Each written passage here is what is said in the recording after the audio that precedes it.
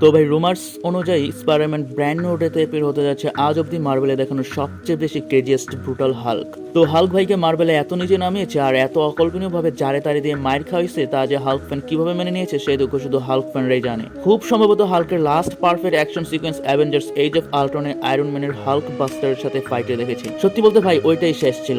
এত বড় দুইটা মুভি গেল, ইনফিনিটি ওয়ার আর এন্ড গেম মুভিতে হাল্কের অ্যাকশন সিকোয়েন্স দেখার যে প্রবল ইচ্ছাটা সেটা মনের মধ্যে একটা বিষাদ কাজ করেছিল।